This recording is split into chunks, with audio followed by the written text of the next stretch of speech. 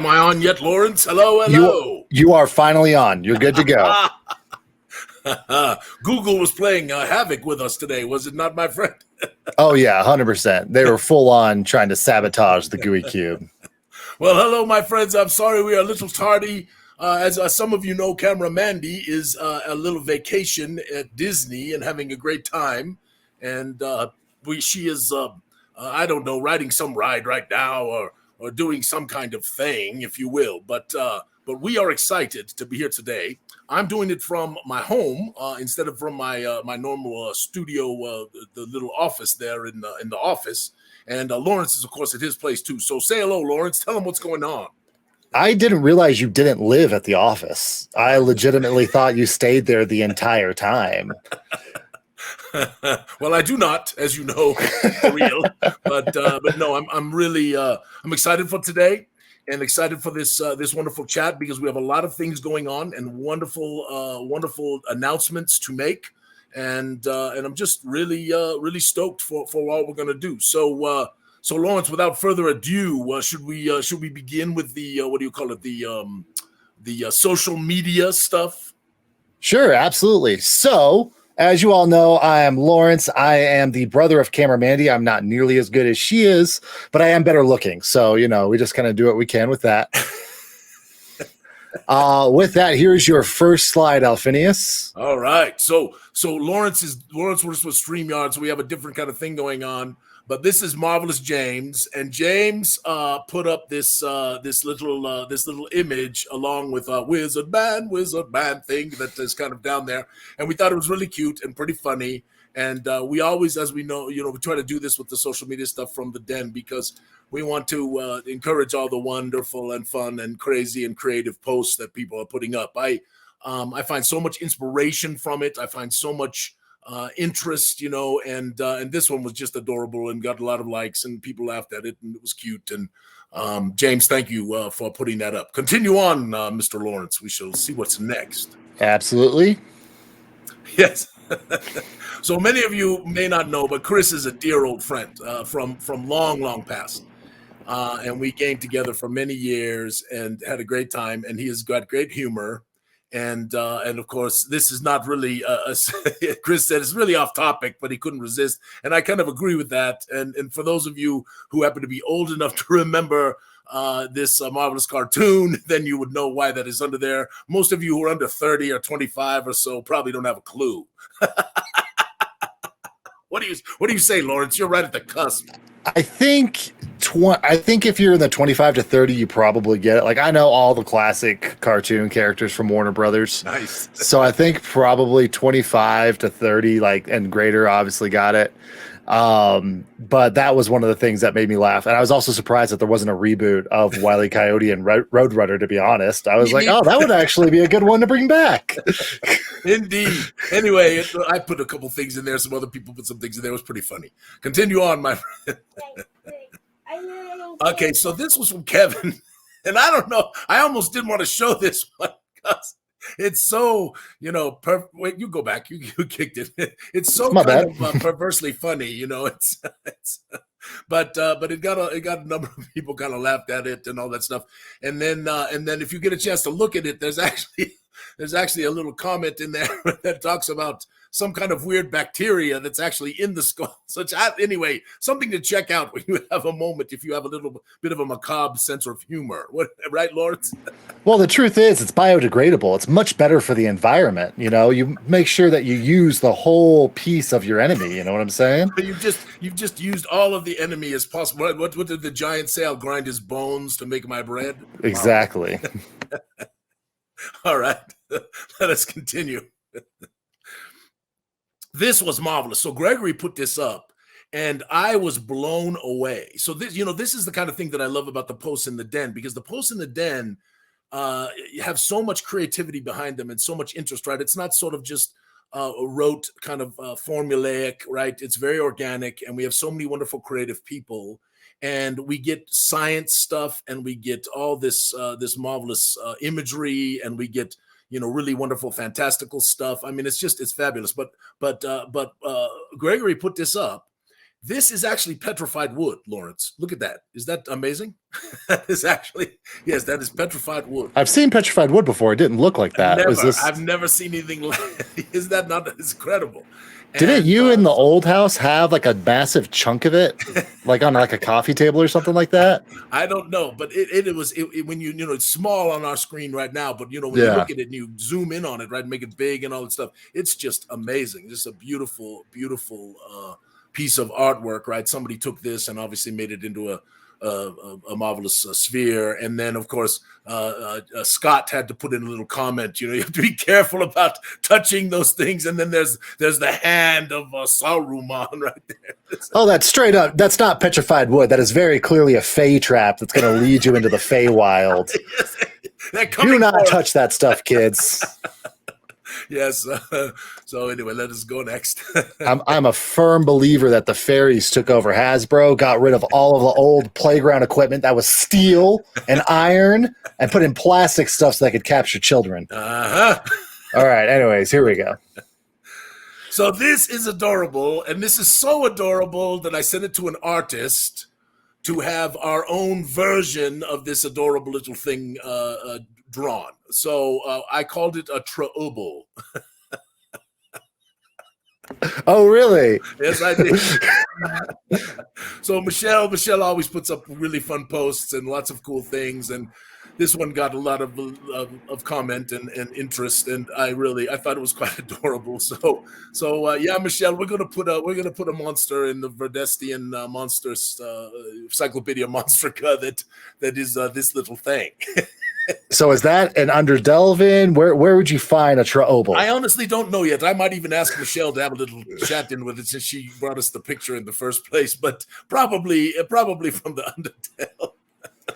There's crazy cat ladies, and then there's whatever you call the person who collects these things. Yeah, it was cute. It was really cute. All you know that thing has the blink spell at a very least. Like that thing's bouncing around everywhere. You close the door, you're like, no, you're not sleeping in my room tonight. And it just teleports right into your bed with you. Don't get it wet. Don't get it wet. Oh, 100. You turn that thing wet, it goes into a barbarian frenzy rage. It is immune. It is half damage to everything. Here you go. Here's his counterpart. Oh, so this is marvelous. This is Jenny and Chris's marvelous little corgi. Corgi, who is named Lucian. Isn't that interesting? Fun fact: that is the first name of my character. Yeah, I know. Isn't that funny? Oh yeah. So Lucian came to play games that night, and clearly was engaged. You could see it. You know? And I mean, you know, these are the pictures, right? You get one of these pictures, and you're like, "Wow, how did I get that picture?" Anyway, Jenny, it is marvelous and brought much smiles. You know, lots of likes and laughs, and really adorable. And next up. Yes, so this, you know, there's a lot of excitement over. I don't know if folks know this, but the people at Critical Role raised somewhere around $11 million for this wonderful season of video that they are going to do, and based on all of the wonderful characters from Critical Role. And Jacob posted this up, and obviously a lot of people are excited to see it. I am as well. And can't wait to see kind of how they put it together, because I think it's going to be pretty fun. That also set a record for like highest independent Kickstarter. So we got to beat that next Kickstarter. Just, yes, hyping everybody up.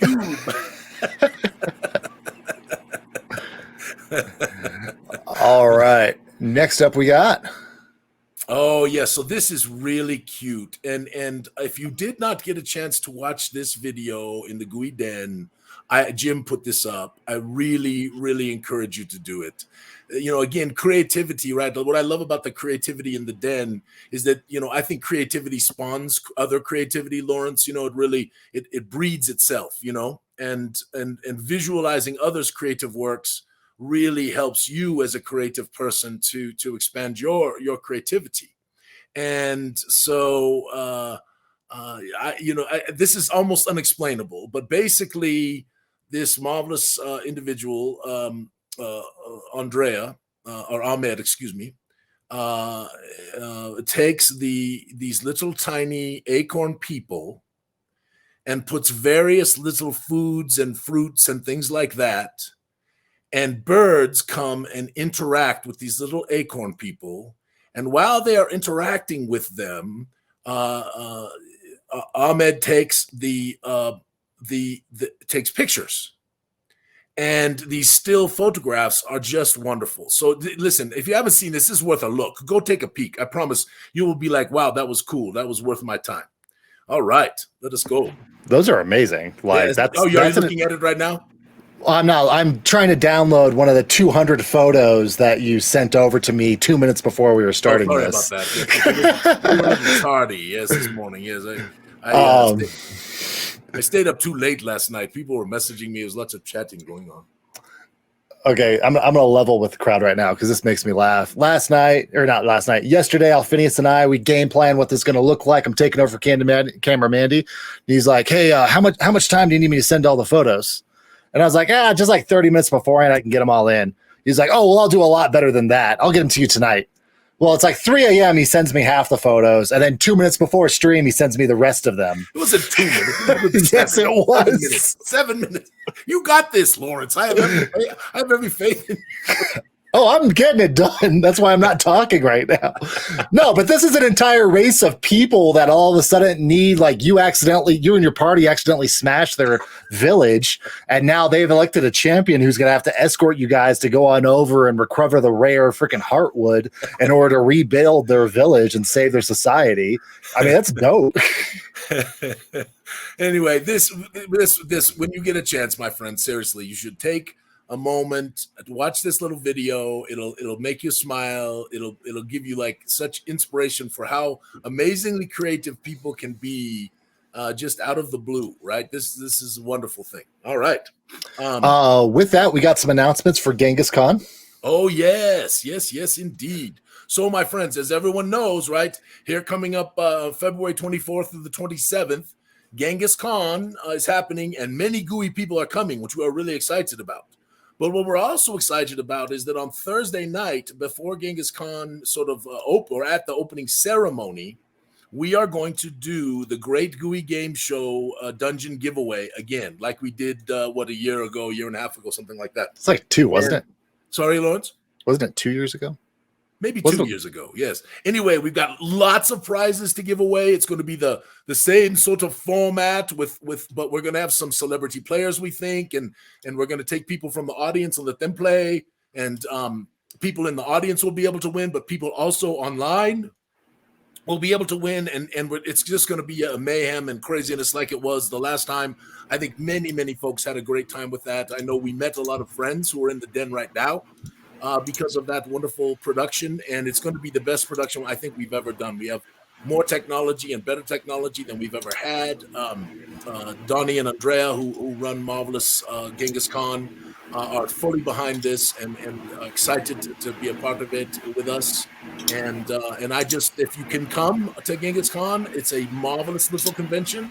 It's 3,000-4,000 folks, so it's not crazy numbers for those of you who don't like the big number conventions. It's really focused around tabletop gaming and role-playing gaming, and we find it to be a marvelous convention that we think over time is going to grow and grow and grow because of how wonderful Donnie and Andrea have done in making it welcoming and friendly and fun, with all kinds of good activities and cool things going on. So anyway, February 24th through the 27th, if you haven't gotten a badge, oh, hello, what are you doing there, Andrea? Yes, hello, Donnie. Marvelous, good to see you. Yes, indeed. If you want to put any links or anything in the chat, my friends, about folks for getting badges or doing stuff, they are most welcome. We're going to run a bunch of Gooey games there. There's also, one of our friends who's in the Gooey Den, Game Master Drew, GM Drew, is a huge 3D printer and painter person, and he's got this amazing encounter event thing with all these incredible printed pieces. We think we might even have Carnival there. We're working on a whole host of things with Donnie and Andrea, and of course they've got their own massive schedule with all kinds of wonderful happenings. So So we really would encourage you to come. And there are other conventions we will be at that you will be able to check with us, which you can look in the newsletter that we have just sent out.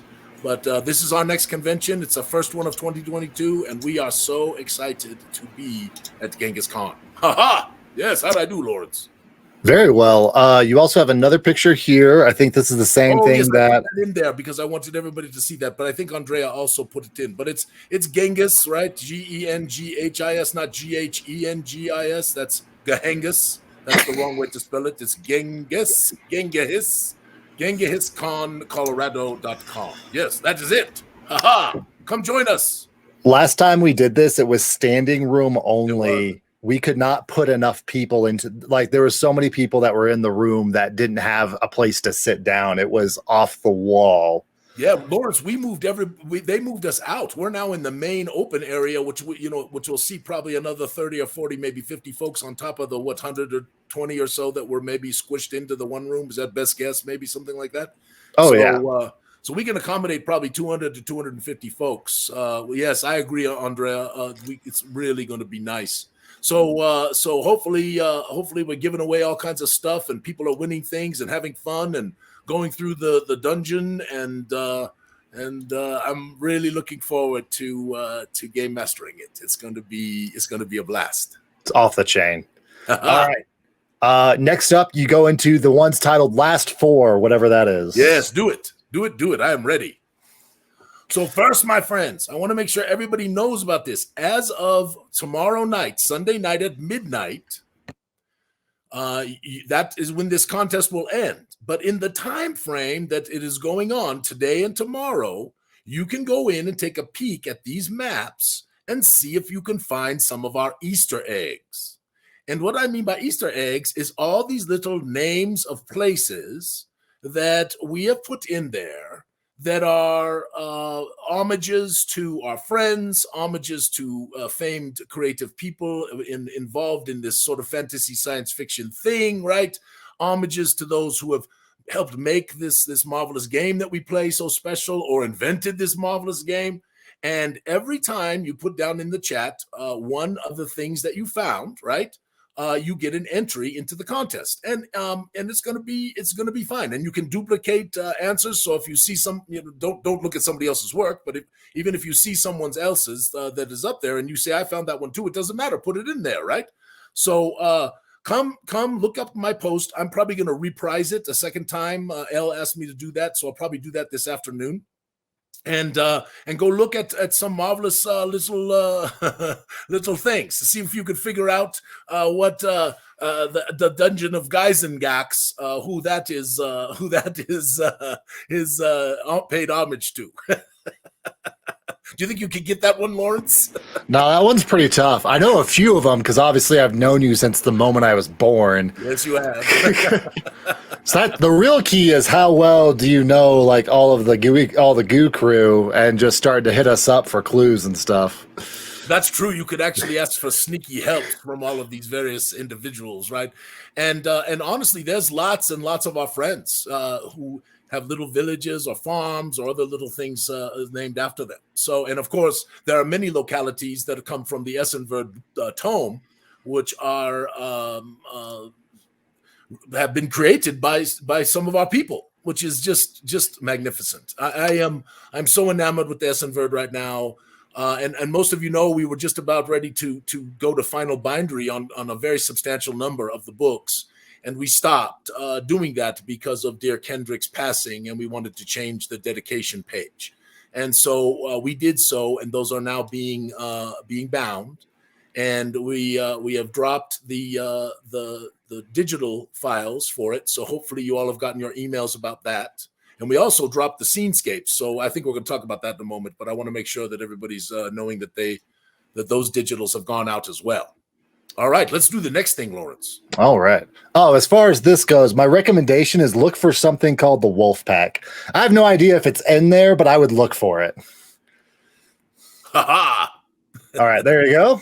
Okay, so we got to just do one more little shout out to our marvelous Carrie and Alexander, who tied the knot, right? Did the nuptials thing, right? And we are congratulations. Yes, indeed. We are very wonderfully congratulatory and happy for the two of them, and excited that Kerry has now moved to the United States and is living with Alexander now. They're living in Florida, and they are coming to Genghis Khan. So we are excited. Hugs and high fives and all the other stuff that goes along with that. So we are so happy for you two, and thank you for being willing to share with us all the wonderful joy that you two have had. All right, I'm super bummed. I'm going to miss Carrie. Are you? I thought you were still here. You're gone by Genghis. You're not. I have to go do training up at Fort Harrison, Montana. Oh. For cold weather training, so I'm going to be living inside of the frozen wastes of Verdestia for a hot minute. It's the wastes. Oh yeah, for sure. Lots of bummer. Congratulations, Alex and Carrie. Super sad. I'm going to miss you. I'll make it out to another con and go out and see you guys. Indeed. All right. So Kevin is one of our peoples, and of course, many of you know that we do these portrait programs, and people can purchase portraits. Don't be going too fast, Lawrence. You're way past whatever we. I don't. Oh, and now I cannot hear you. Can you hear? Sorry, me? I muted myself because I know I'm clicking a lot.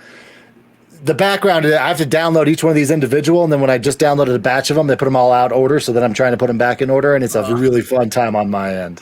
Don't worry, I will cover it. You don't need to talk. Just sit there. Be comfortable. Oh, yeah.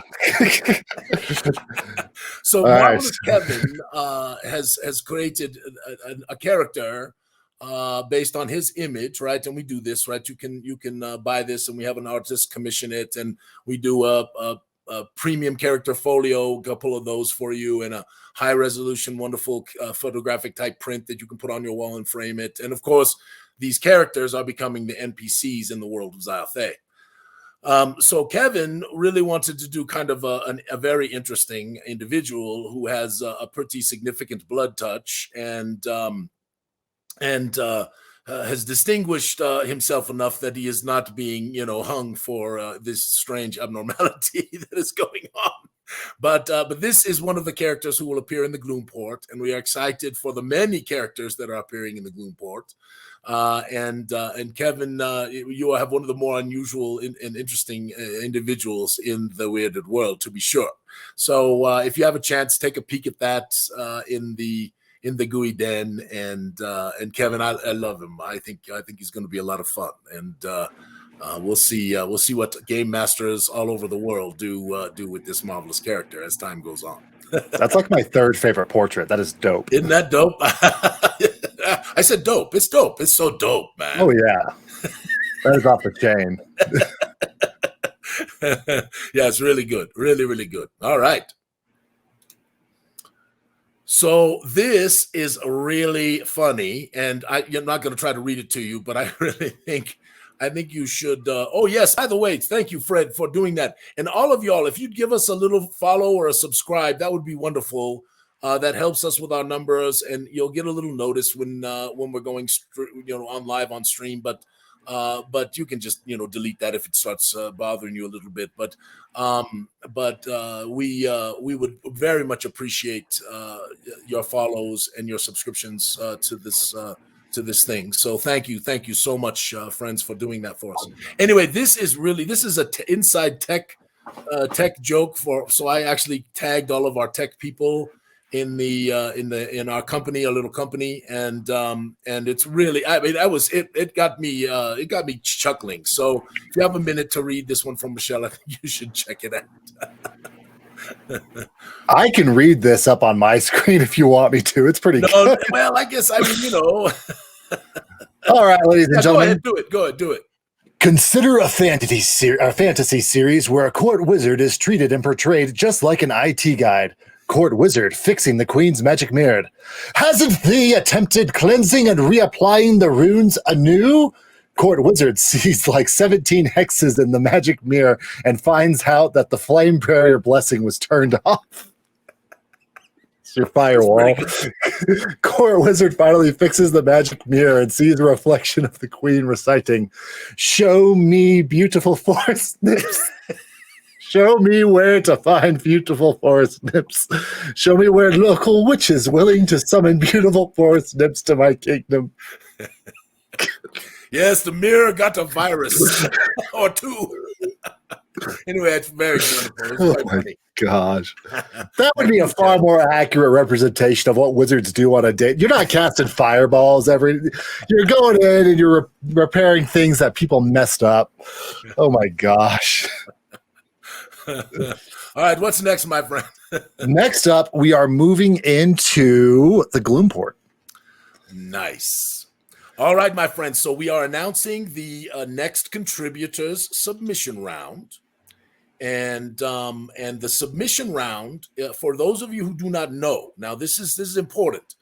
If you are not a contributor yet and you don't know about this, I'm just going to take a moment and make sure telling. I agree. You avoid those questionable mirror searches. Anyway. So those of you who do not know, you can actually become a contributor to the world of Zyathé. And what that means is that you can actually take, and when we do these submission rounds, you can write on the topic that we are providing, and I'll explain what the topic is here in a minute. And you can submit those, and you get a reward for doing so. We're not asking people to do this stuff for free. It's a nice reward. And you can get published in our materials. And we have some, 400 or so people who are actually in the Contributors Guild and consistently on these various submission rounds. We get, 50, 75, 100, sometimes even 125 or more submissions. And we try to take them all. So I really hope that if you are not a contributor, but you secretly have inside this desire to create a little bit and write, I hope you'll consider joining the Contributors Guild. You can find out how to do that. It's all in the announcements section of the Gooey Den, and really, you can bring this to the table. And it's typically not much work, my friends. It's typically a page of work at most, maybe a page and a half. A lot of times, half a page of content. And if you're a little nervous about your writing, don't worry about that. That would be wonderful, Strax. We got to do that, right? It would be wonderful to have you give us a little contribution. But if you can take the time to do so, and even if it's not kind of polished the way you would like it to be, we will do that for you. That's what editors are for. And so don't be concerned about that kind of stuff. We just want things to be consistent relatively with the sort of grim, dark, moderate magic and kind of creepy magic world that Zyathé is, if that makes sense. All right. So the current submission round is a personage that could be encountered in the Gloomport. So you have to remember that the Gloomport are like the docks of Darkenhaven, but they are beneath the city in a massive sea cave. And Lawrence might have a couple pictures to show us here in a moment. But this marvelous Gloomport is really a dream of mine from many, many years back, and it has really come to fruition, and has this wonderful, look at that feel, this wonderful feel of it, right? Because this is docks, but it is in this massive cave, and it's kind of seedy in quite a few places, and scary in places, and it is going to be a box set, a big old box set, and we've been working on it now for some time, although it is the last thing on the list. So because the maps are taking a long, long time to produce, because there are 9 of them, and they are all poster sized, and they are all hand illustrated. And I've shown some pictures in the den. I'll do some more here as we go through this process. But these maps are unbelievable. They are Benjo started helping with them because Edvard couldn't do them all. Edvard's helping with them, and we are working together. And there's all these wonderful locations and interesting places. And I can't wait, because for me, this is really special, because there's a place called the Square in Gravenston. And Gravenston Square is where Strongarm McGillen's Inn and Tavern is located. And of course, this goes back to really when I was a young man playing these games. And also there is the Knight's Edge, right, Scott? So we're gonna have the Knight's Edge there, and a couple of other things. Jim's got an idea or two, and Pamela's got something. So the square in Gravenstone, I think, is going to be a wonderful and interesting place. So, but you, for the contribution round, should have gotten an email. You can check that out. Even if you're not a contributor, you should have gotten an email which shows you how to join and all that stuff. And then what we're asking for is an interesting personage that would fit within the scope of the Gloomport, and an interesting event, what we call a not so random encounter or a not so random event that could take place in the Gloomport involving said character. And again, these are for game masters to run with. So we don't need, 3 or 4 pages of prose. It's a good description of your character and a good paragraph or two of sort of an adventure, a little bit of an adventure encounter or hook that you could bring to the table. So this is happening. The email, I believe, goes out this afternoon. If you are joining the Contributors Guild for the first time, there's a certain process you have to go through. And once you go in, then you will, after you've done your sign up, you will receive a DocuSign document. And this is very important. I want everybody to hear this. We tell everybody this all the time. Do not submit anything to us, a Gooey Cube, under these contributions that might be something that's really special to you. Okay, if you're thinking down the road you'd love to write a novel about a certain character, do not submit that character to Gooey Cube, because as part of this process you will give up your rights to that character. So make up something that is not something that is really important to you, or if you're sure that you're not going to ever do anything with that and you want to have something memorialized, certainly you're free to do so. I just want to make sure that everybody takes good care of their stuff. I'm an IP creator myself, and I've written and done many things. And I know that some folks, perhaps in the past, have taken advantage of writers and creators and artists, and we do not want to do that ever. So please do make sure that you give us only things that you are comfortable giving us, and we will do our best to make them great for other game masters in the future. And you will get a nice little reward. That's all explained in the email. So, all right. Onward to the Gloomport, my friends, because we are building a box, and you can take your players there. Oh yes, look, there it is. There's just, this is the mall, right? This is, oh Lawrence, you are marvelous. Well done. So this is the mall, right? This is map 1 of the Gloomport, and I we can't really zoom in, but you can. They're coming, Christina. I saw that note, dude. They're coming. Because we're doing Cyclopedia Monsterica this year. So we're going to do another round of monsters. So, but we need to populate the Gloomport, and so that's why we're doing this. But see that? Look at this. When you look at how he said, I mean, look, Lawrence, this is all hand illustrated. This is just incredible. This is magnificent, right? Oh, and I got a secret. Let me scroll back more towards the south. Give us the south area down there by the entrance. You see that little area right there, right, with the little tower, right on either side. Beyond that, that's the gate. So go a little further. Come here, north, south, east, west. Go a little further to the north from the gate. Yes, do you see that right there? And you see on the other side, you see the same one on the other side of the mall, right? Right. Yes, those are flow cannon. Oh, yes, flow cannon will exist in the world of Zyathé. They are short range, and they shoot different kinds of magical spells, effects, and we really determined that we were not going to have long range projectiles that were powered by anything like powder or any of that kind of stuff. Flow cannon are powered by flow stones and the residual things, flow stone cores and other things like that. They're very expensive, but everything is going to be short range, so that we have lots of boarding that's going on in these marvelous encounters with ships. So that's fun. Isn't that something, Lawrence? Is that not marvelous? That's pretty cool. Hold on, one more thing. I think go to the left. I don't know if it's on here or not. Go to the that's as far as we can go. So a little further to the west there is the Blue Pearl Temple, which is Father Jiki's locality. I hope you're here, Geeky Hoodie. But no, it's on the map. It is there. It's wonderful, and we are excited to. But I think it's on the other map. So yeah, why not? Why not commandeer a flow cannon? Yes, do your worst. Anyway, what you got? Anything more, Lawrence? Or are we going to move on to the next thing? I mean, that's just, I mean, I love taking a look at this as a GM and stuff like that. I like that there's no symmetry to it. If you take a look at like old timey stuff, they're not these grid patterns and stuff that we have now. So the fact that you do have all of these random like, you know, turns and twists just make it really like I see like chases and all kinds of stuff. Clearly there's multiple levels to this. So this is a cliff dwelling. Yes. Which also goes up. Yeah, which also just is great. I love these. Again, I love these ships. I love how they're not shaped like normal ships. I think that's great.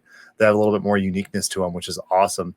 Getting able to take a look at kind of the close up here. What is this thing?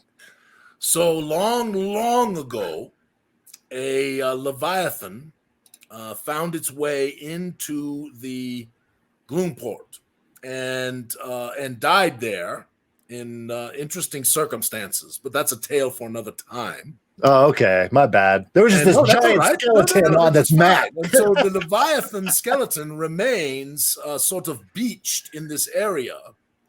And indeed might have a certain small, might be a locality where certain nefarious activities might even take place.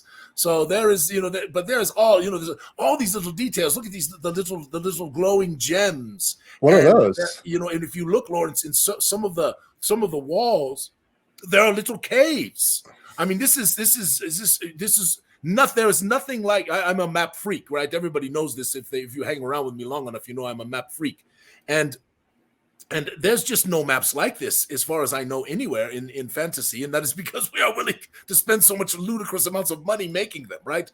But it's just, I mean, it's either that or it's found in a book that you can't show your players because right next to it is all the GM information. Yes, and we're not doing that either. So the way we'll have this structured is each one of the maps will be broken up into 4 sections, and the 4 sections that will be in the book. So you'll have the 8.5 by 11 section in the book with the numbered and keyed encounter locations. So you'll be able to work with that within your book. And we'll also have a separate set that you can actually pull out, that you don't have to tear it out of your book. You'll have a separate set that you can keep separate that has your locations. Those will be in black and white, though probably not in color. And then you'll be able to make notes on those things and add to them as you see fit. So you got a new location. Your players never have to worry about having this stuff, although we would recommend that you might make a copy of these maps for your players that they can take their own notes. So anyway, much coming in the Gloomport. We're very excited for it. Thank you all for your patience with us as we went through all the craziness in the first half of 2021 and could not spend as much time as we really needed to working on all this. But I hope you see the progress and the hard work. And one thing we will never skimp on is we will not skimp on the quality. It has to be to the standard. And if it's not to the standard, we're not going to produce it. And so that also means we take a little time. You are going to love the Essenverd book. We are very, very close to shipping. It's exciting. All right. Excellent. You ready for the next part? Lawrence?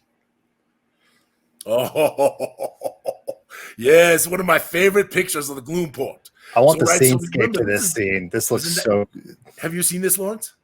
This is the first time I've seen this image, but I know Camera Mandy came out with all the scenescapes, and I want to hear the scenescape to this. Yes, the piratey music, right? The smell of the sea, the salt, the stench of the cave, and the smoke, right? All of this, right? And they're on the rooftop, right? Ha ha! What is he doing up there? Yes. I love how all these buildings are dirty. Like, you know what I mean? Like, as far as just detail and just, again, getting that kind of grimy feeling of being inside of this, mega undercity. Like, and we will provide these kinds of handouts in the Gloomport box to help, because a picture really is worth 1,000 words. I say it's all the time, right? And you don't necessarily have to have a picture of everything to give your players the wonderful feeling of this Gloomport. And I'm telling you, we did. Adam worked with us on a marvelous adventure called The Glooming Doom. And it's very eldritch horror, and it's very creepy. And I really think you all are going to love it. We're working on getting it published. It's got some marvelous artworks we're working on, and you're going to love the. So Pamela, my dear, only if there's a blood touch, right? Remember, I sort of said I'm kind of going away from the menagerie, right? The turtles and the hippopotamus men and the elephant women and all of these kinds of things that are sort of menagerie. So we we are kind of birds. Birds, We're not kind flying people. flying. Yes, we're kind of going away from that with our racial creations, right? They're going to be more like the Underdelvians. There's going to be some playable Faerie that I think are going to be very interesting. But we're kind of going to try to Are there any birds in the Gloom Port? I apologize, Pamela. Absolutely. Yes, troublesome birds. Indeed. Yes, and they'll poop on your head, which is really a bad thing. I'm going to post up every comment that mentions birds. Sorry. Everybody was like, Alphinius, birds. Listen, you fat old wizard. Anyway, no, yes, yes, there are definitely some nasty birds. Yes. Bird is the word. Well done. You guys are killing me right now. Oh, it's a crazy. I'm missing comments like that. Listen, I want to thank you all. I know I messaged a few people and asked you to make sure you made good snarky comments. I clearly see them coming. Oh my goodness. All right. Got anything more on the Gloom Port? Or are we moving on, Sir Lawrence? Yeah. So we have the original one that I posted up for you. This one. Yes. This is marvelous. And honestly, look in the background. You see the tower back there. Yes. There's a tail around that tower. But look, as we go to the next image, right? Right there's that tower. When you go to the next image, which is this one, you can see it there as well, right? So this is the idea, is right, to really try to keep this continuity and try to keep the world feeling real, right? And obviously different artists have different interpretations and they do different things. This is one of my most favorite images we've ever done, by the way, this one right here. This is so, I think bats for sure, Harry, bats for sure. So this is just such a incredible image and gives you such a feel of this massive scale. And well, Stacy, let's see what we get with the Gloom goals. We'll see. I like that. But look, just that feel of this. Yes, this Lawrence, you see this, right? You show this to your players, right? They're there, right? You ring bells in the background, a little bit of, sort of salty music, right? A little shanty-ish kind of thing going on, right? And and the cries from the fish sellers, the fishmongers on the docks, right? Get your fish here. Hey, matey, I got something nice for you. Come on over, right? All that feel of this, right? And I think the Gloom Port, when it is all said and done, and we've had our wonderful people helping, and we've done all these artworks, and we put all of these wonderful places and all of these wonderful characters, I truly believe that Darkenhaven and the Gloom Port will be considered one of the greatest cities ever made for fantasy roleplay. And it's so exciting to me. I hope you in the chat, all you all out there are loving this thought and how this continues, because it's so exciting to ponder, as we move this forward. So, all right. The thing for me that I think is amazing about this is I feel small looking at this. I know. As a player, you're always looking at these top-down, maps and stuff like that, and you feel you have this bird's eye view. And for me, so like when I do stuff like this, I'll put it up on a big screen TV, so I'm able to put this up on a 65-incher and have all of my players take a look at how small you are compared to this massive city, and that's an amazing feeling to have. Scale. It's just, and this is not the full image. The full image is wider. It just didn't fit on this one template that we used. So we'll show another one of these days. What you got?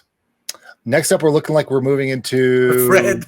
That's very funny. Oh, this is the last image we show, because this shows how you enter the Gloom Port and shows Darkenhaven above. And for many have seen this in the past, but thank you, Trey. I shall not do it.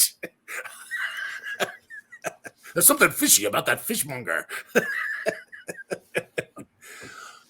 Christina, absolutely. So assuming that everything keeps going and we will, our goal is to deliver virtually all of the materials here towards the end of March, except for the Gloom Port. The Gloom Port we will be behind on, and that is primarily because each one of the maps takes about 4 weeks to get them produced, and there are 9 of them. So the Gloom Port is the last thing that will probably be delivered. But we want to do the next city that we do. We want to do the Dead City of Covenant. And then we also want to do something in Sundestia as we are getting close to beginning the development of the next continent. So if everything keeps going the way it's going and people keep supporting and like what we're doing and can help us to just, just continue, if nothing else, just to pay the bills, right? If we can just pay the bills, we're going to keep pushing this out. I'm super excited for the Dead City of Covenant. I know there are a number of people, in particular Alexander, who's very excited about the Dead City of Covenant. So we got stuff on the list that we really want to do, So all of those, Harry. All right. So anyway, this is how you get into the cave. Is that not marvelous? That's unbelievable. Awesome. We cheat a little with the waterfalls. They would normally probably throw up a little more mist, but that would ruin the picture. There's a little asterisk on the bottom says, if your players exit from this, they're going to get wet as they... There's a little poncho guy on the corner. So. Yeah, if you've ever been to Niagara Falls, you get a good idea what it's really like, right? All right. With that, we move into some Underdelving, folks. Oh, yes. Okay, so this is the other contest that is going on. So we have called these little guys Underdelvians, and they are from the far deep. So now there is the Zyathé, which is the global name of the Underdelve in Zyathé, the Zyathé. Okay, but the Zyathé has sort of the upper area, right? And then it also has this place called the Far Deep. And the Far Deep is further down. And that is where the Deeping Maroon are found. That is where these are found, and perhaps a couple of other races that have not been yet made. And we decided that we're going to do a little naming contest and see if we can get what we want to call these out of our wonderful friends and family of the Gooey Cube group. Okay, so yes, a little light, Fred. Right? Anyway, this is marvelous. This is Igor who helped us with these, and you can kind of get a pretty good idea about how small they are, right? Because this cat next to them looks like a tiger, right? So they are not very very very big. But I'm really excited for the Underdelvians. I think for a number of reasons. One, they're interesting, going to be an interesting race. They're cool looking. They're very unique, fairly unique. I mean, there aren't much uniqueness left in the world right now. So many things have been done, but they're fairly unique. And also for younger people, in particular for children, right? This gives a sort of a cute race for people to be able to play, or for if you're a cameramandy, right, who wants to run an entire group of these things with James doing the game mastering. Am I right, James? I believe that is. One of my favorite campaigns ever run was an entirely gnome noble family living in a big world. It was a good time. And commonality of mission, commonality of relationship, which makes it much easier to avoid murder hoboism. I tell you, it's a big part of the philosophy. So, yeah, right. They're really 6'6", and that's an enormous cat. You all have heard of the Tiger King. Welcome to So King. I got a couple more images if you want to show them of these little marvelous creatures, marvelous beings. Right, this is one of my favorite ones of them. Right, this swashbuckler. Right, this is going to be in the Gloomport. Right. Down there. Now, is that just a swashbuckler rogue, or is swashbuckler going to be an official Gooey Cube class? So right now we are working on some specific classes. The Fusilier. We're working on the Aquason. We're working on the Flow Caster. Mm-hmm. We're working on the Stone Singer. So there's a number of classes we're working on. Swashbuckler is not one of them. Okay, but it would be cool, right? And especially you look at this again. This is the inspiration, right? This you look at this and you just go, man, that is so cool. I mean, it's just so cool. Anyway, show us another one. Yes, look at her, right? She is marvelous. And now this has been pointed out, that this is like a little eagle, right? And at first, when I got it from the artist, I was like thinking, oh, I can't do this. I can't have this little tiny bird, right? What is this? But then I thought about sparrow hawks that are out there and all of these things. And I thought, why not? Why not? So this is, this little Underdelvian priestess's sort of familiar friend. And just what a great image. I know, it's so cute, just adorable, just really, really cute. So yes, I agree with you, Harry. Yes, the dark crystal. Aha! And then, of course, we got a little rogue here. This guy with his crossbow and his torch.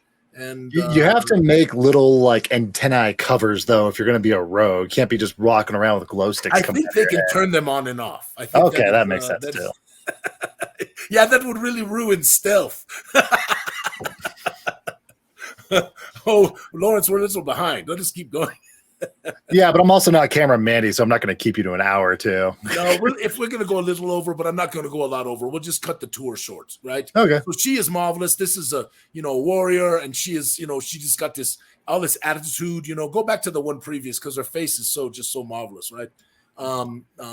Yes, is that? I mean, she just and you just see she's like, I'll cut your face. I don't care if you're 10 foot tall.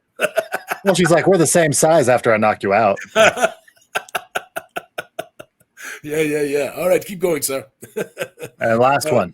Yep. So there they are. So Elle and Abby, Gail Red, Alyssa and Gail Red are sending out information about the contest, and we're going to have a nice little reward for the winner. You'll get a signed under Delvian poster thing that I think will be really pretty, and it'll be the only one that exists in the world. So you'll be the only one that has it, and if you're a collector, those things make you excited, and you can put it on your wall and know that these marvelous little things you helped make them. So that is marvelous. All right. With that, we get into Vyndraxia. Yes.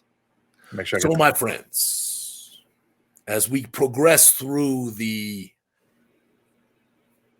eastern territory of the Verdestian continent, which is called the Essenverd or Esverde by the locals, it is important to remember, you are all out of order. 100%.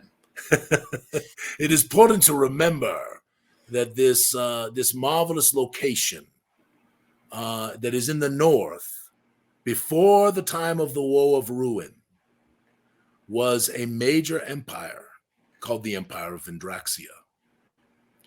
And the reason that the Eterns went to war with them and really tried to obliterate them, rather than sort of taking them over, is that not marvelous? Look at that. That is just unbelievable, right? This is why a picture is worth 1,000 words, right? That's where I'm going to go do cold weather training. Oh, yes. This is you right there. Exactly. Don't try to get that haircut. It won't work on you. So the Vendraxians were consorting with devils, the true outsiders, and the kin of devils, right? All of these servants of the lawful evil gods. And so they had brought many of them in to serve them, to work with them, to advise them, and in some cases to mate with them. And so the Eterns, who normally would just sort of absorb a kingdom or nationality or sovereignty or whatever it happened to be, they would have sort of absorbed them into the empire. They did not choose to do that with the Vendraxians. Indeed, they chose to try to wipe them off the face of the planet. And they did a pretty good job. And so well before the Woe of Ruin, Vendraxia was destroyed. So what you have in these marvelous northern territories, let's go forward a little bit. Let's make sure we get everybody grounded. Should be the maps next, Lawrence, right? Sounds good. Marvelous. So this is Verdestia, which is the continent there on the top left, right in the northeast, right below Nordruka. And Verdestia is broken into two pieces since the Woe of Ruin. Let's go to the next map, Sir Lawrence. Here shows Verdestia in its two parts, with the west and the east. And of course, we have completed the West Verdestia tome, which contains not nearly enough information about this marvelous portion of the continent. And we are just finishing the East Verdestia tome, which also contains not enough information about this marvelous continent. But in the far northern portion of the East Verdestian continent is Vyndraxia. So you can go to the next map right now, Lawrence. So this Vendraxian territory is broken into two sections. The one on the left, in the west, is the Vendraxion Wastes, and it gets the most weather. It gets a lot of coldness, and it is rumored or said that in the time of the Vendraxians, the weather was not nearly so aggressive, probably because they were using powerful magics, the 10th, 11th, and 12th cycles, to avoid having quite the aggressive weather that accosts the area now. But the wastes are tundra and ruins and great herds of beasts and all manner of creature, but also barbarian tribes that are descended from the Vendraxians. And it is said that virtually all of them have some measure of devil blood within them. So this brings this marvelous thing that's going on there. And they are not, by the way, as we have said many times, there is no race nor group of intelligent beings. And it's important to underscore intelligent, right? A zombie is not intelligent. It is savage. It wishes only to eat your brain, right? That's what it wants, right? It wants to eat your brain. It doesn't care. It has no conscience. It is not intelligent, right?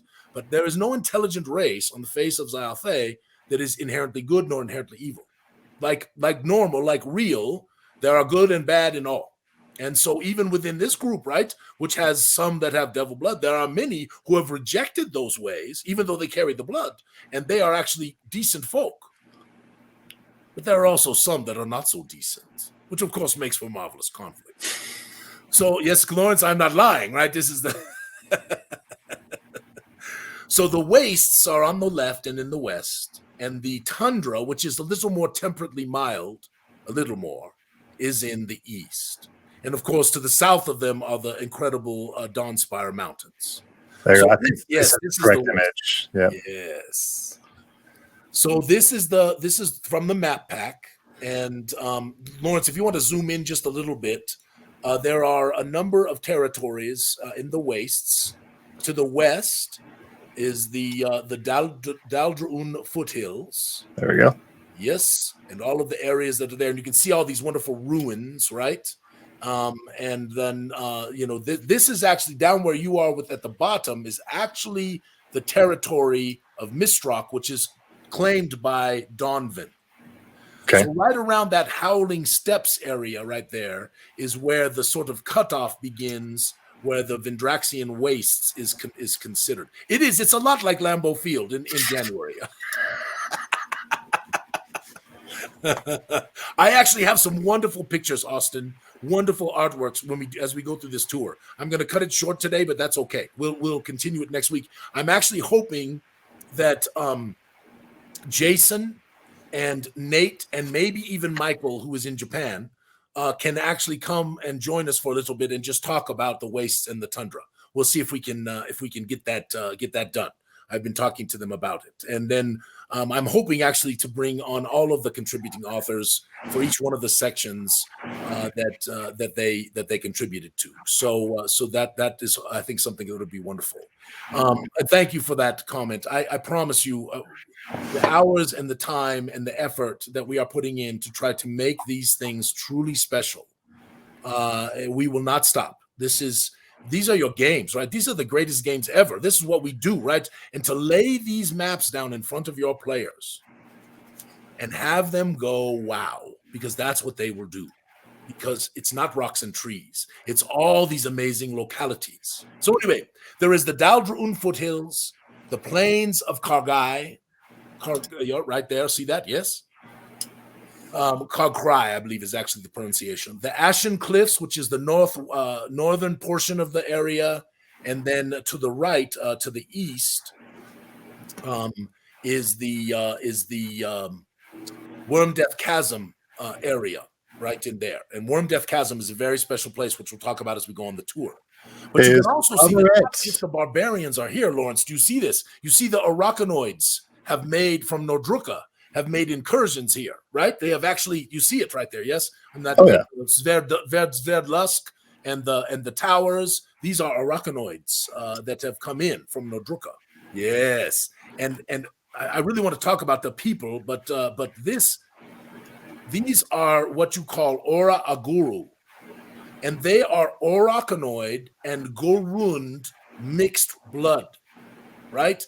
And you find a lot of Ora Aguru in the wastes and in the tundra. And is that not marvelous? That's just, I mean, you're like, whoa, these are great.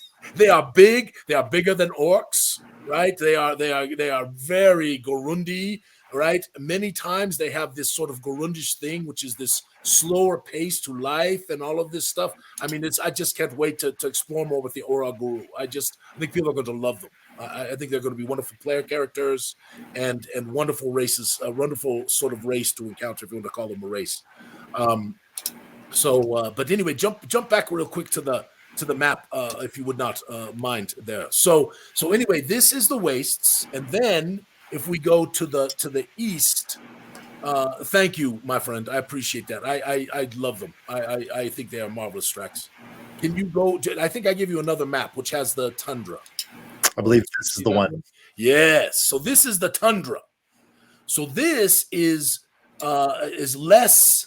It's more temperate, right? And this is where you have in particular, the huge herds of Korat and Quenda. And we will talk about the Korat and the Quenda. They are very important to economics and all kinds of things that are going on here. But there is also this marvelous, wonderful thing called the Blood Spires, which we'll talk about which is to the south there, the south, right? And they sort of match this amazingly huge spire called Unak which is the Blooded Pinnacle. And there are tales behind all of these things, right? And the floating rock. Okay, wait. I love being able to interrupt Alphinius's thought train. It's like, oh, let me just put up a comment right there, and all of a sudden he's like, "What?" Well, I'm trying to. But let's scroll up, and I will talk a little bit about the floating rock. Absolutely, because these are important. Let's see here. Oh, this guy. There are 3 of these to the east, Lawrence, to the east. To the east. Yes, this way. There you are. So there are 3 of these off the coast of the Essenberg. They're called the Zythrodus, the Zythrox, and the Oh God! Anyway, there are 3 of them, and this is what they look like. And they are antiquitous. And many believe they are somehow equated with the Zythenspire, which is a thing that has been on the face of Zyathé since the day of creation. And there is much myth and lore around it, but it is also very mysterious because it is very difficult to discover any secrets about these things. So these are one of the mysteries, right? That yeah, I do too, Trey. Right down the street. I love that this is something that you're able to put up here for your players to see and to wonder about, but there's no way that you're going to divert the campaign to be able to get to that. It's just there. You know what I mean? Again, we're creating a world for centuries, right? We want people to be able to play here for not just the next year or 2, but forever if they want to, right? I mean, I'm personally, Lawrence, where my home campaign is, right? My home campaign is right there in the middle of the Republic, right? Yeah. But this makes me want to go and run a bunch of barbarians up in Vyndraxia, right? This is just because you look at this, right? And then the coordination with the Zythenspire, and really what we are trying so hard to do, my friends, all of you, just know this. We are trying so hard to make this lore deep and special and just wow, right? That's what we want to give to your players so that you can take these little foundational elements and all of these things and make the kind of tales that people, what we want to all hear as game masters at the end of the night, right? That was a great game. Right. That's what we work for. That's what right, Lawrence? That's what we spend all our effort and time. Yes. Well, what's so great about this all of Verdestia, I could go through and I could run the Red Star Rising, but then one of my players could say, hey, I really dig this section. Can we play in the same area? We can play a parallel campaign, but you don't have that risk of we need to make sure everything. It's just no, let's just have it in a separate area and still have all the good feel and still have all the resources. Indeed. And James is doing that, right? James is running people all over Zyathé right now. So is he? But this is just, it's just, I mean, you look at this, talk about scale right there, Lawrence, right? There's scale right there. That thing, can you hear the lightning? You can hear it screaming, right? Just, right? You just, right? The energy of it and all of that stuff, right? But there was another thing I want to point out. Thank you, Fred. Fred, I promise you, we worked so hard to create this idea of the corrupted magics and how the 10th, 11th, and 12th cycles were no longer achievable, right? And that there is a 13th cycle, but it is only one spell. It is the way of all things, right? That is the one spell that Avova used to make all things possible, right? Was the way of all things. And no mortal can reach, not even an immortal can reach the way of all things in the same way that Avova was able to use the way of all things. But the four lords of corruption are trying, right? And so all of this tension, right? So it is just wonderful, right? Just wonderful. So so anyway, there's one, I just added one thing because I want to add it. I'm going to give everybody one freebie beyond Gygax, the Dungeon of Gygax. I'm going to give you one freebie. Scroll in to that green thing that's sort of in the north there, Lawrence. So this is called the Egg of Kruut. And it is a huge egg-shaped stone thing that is very green in color and radiates significant magics. And it is actually named for two things. First, it is a nod to our marvelous friend Egg Embry, who is one of the foremost people in talking about all of these games. Egg, if you don't read Egg, you should. And also, is it up? Well, it could be. Let's try to spin it and see what it does. But also, for those of you who are old like me, if you were to go back and look at the first fantasy campaign, you might find something that might make you go, aha. No, it is. It's a green egg. It's a green egg with hats. It's so easy to distract. I love you. You're setting up this great thing, and I'm just able to put up a comment, and all of a sudden you're like, "Oh." Anyway, the lore is being built around this right now, because I'm actually hoping that Egg will help author we've had some talks about him doing this for us already, just not about the Egg of Kruut. Mm-hmm. But I hope he will help us author an adventure for this locality, just as I hope that marvelous Luke Gygax will help us author an adventure in Gygax. And this is the thing, right? This is what we really are trying to do, is to really make this not just about making stuff. It's about making things that are special. And we are 11:10, Lawrence. So listen, my friends, I know I promised you two things. I promised you the tour. We began the tour, but we got much more to go. And I did promise you to tell you about this new game we are going to play, but it wasn't really going to start anyway till next week, other than giving you the introduction. So I'll do the introduction for it next week, but I'll give you a quick little taste of it right now. So there is a dungeon in the Uldroik territory, which we talked a little bit about as we did the tour of the Uldroik. It is called the Netherdeep. And if you had a chance to look in the Gooey Den, I put up a post up there about you meeting two characters in an inn and tavern called Bleakwater Station, which was the creation of marvelous Corey and part of Vanzentia. And there's some great lore around that. But you get to meet these marvelous characters there who tell you that they will guide you to the Netherdeep. And every week as we progress on these tours and through this marvelous little stream that we do, we're going to adventure a little bit together in the Netherdeep with little bits of puzzles and little bits of lore and other things like that. And you're going to have a chance to win some prizes while we're doing it. It's not going to be overly complex or crazy. There's not going to be a whole lot of combat and stuff. It's going to mostly just be for fun. But I think, Cameron Manny and I both think it's going to be really, really an enjoyable little jaunt that we will do together as part of this stream, and give you a chance to win some cool stuff as we go along. So that is what's going on with that. Yes, this is the post if you wish to read it. There's a little bit of lore within it and a little bit of tale. Thank you for bringing that up, Lawrence. I appreciate that. And you all can take a peek at that. You'll get to meet a couple of characters, in particular one, Teok Brystone, who is Marvelous Harry's character. And this is how, in my home games, what I am so excited about is all of these marvelous portraited characters who are our people are going to come alive at my home table. And my players are going to get to meet them. And I'm excited for your players also getting to meet them. So anyway, my friends, this is it's a good little bit of fiction. It's worth a read. So that is what we're going to do with the Dungeon of the Netherdeep. I gave a great Kickstarter update last time, so I think I don't need to do that again. Am I missing anything, Lawrence? Is there anything, anybody in the chat, is there something I'm missing before we sign off? Because we're running a little long, so I want to make sure we get that taken care of.